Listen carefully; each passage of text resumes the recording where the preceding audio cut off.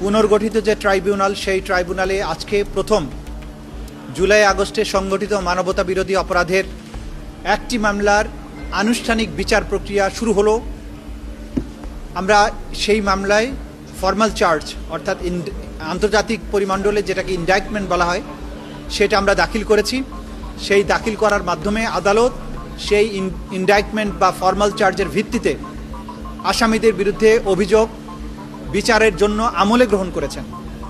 এই আমলে গ্রহণের মাধ্যমে একটা বিচার প্রক্রিয়ার আনুষ্ঠানিক যাত্রা শুরু হয়, সেটা আজকে বাংলাদেশে শুরু হয়ে গেল।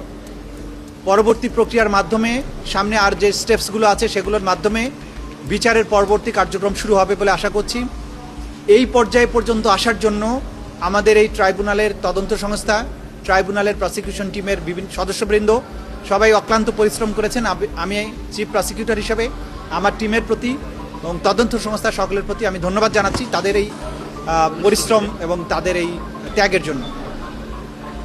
আমরা যে মামলাটিতে আজকে ফর্মাল চার্জ দাখিল করে যেটার ভিত্তিতে আদালত অপরাধ বিচারার্থে আমলে গ্রহণ করেছেন সেটি হচ্ছে 5ই আগস্টে রাজধানীর চানখার পুল এলাকায় 6 জন তরুণকে যারা মার্চ টু ঢাকা কর্মসূচির অংশ হিসাবে ঢাকা শহরে প্রবেশ করে তারা এই জুলাই বিপ্লবকে সফল করার জন্য এসেছিলেন, তাদেরকে খুব কাছ থেকে চাইনিজ রাইফেলের গুলির মাধ্যমে পুলিশ হত্যা করেছে।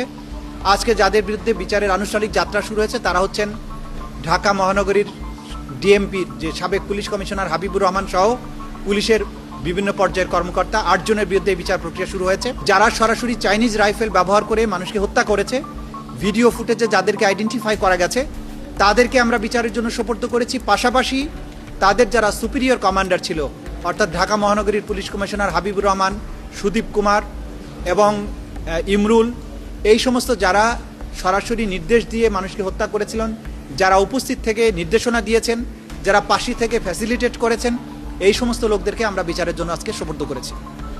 এই মামলাতে বিভিন্ন ডকুমেন্ট আমরা দাখিল করেছি।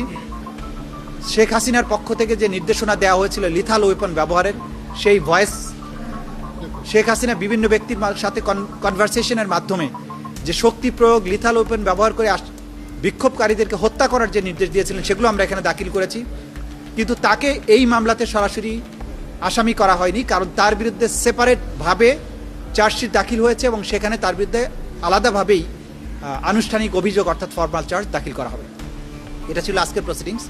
এর বাইরে শেখ হাসিনা এবং শাকিল আহমেদ নামে আওয়ামী লীগের গাইবান্ধার যে নেতা, যাদের মধ্যে টেলিফোন কনভারসেশনের মাধ্যমে শেখ হাসিনা বাংলাদেশে সমস্ত এই জুলাই বিপ্লবের যারা মামলা করেছেন, যারা মামলার বাদী হয়েছেন, সাক্ষী হয়েছেন, তাদের বাড়িঘর জ্বালিয়ে দেওয়া এবং তাদেরকে হত্যা করার যে নির্দেশনা দিয়েছিলেন, সেই টেলিফোনিক কনভারসেশনটা ভিত্তিতে একটা কন্টেম্পট প্রসিডিংস তার বিরুদ্ধে ড্র হয়েছিল।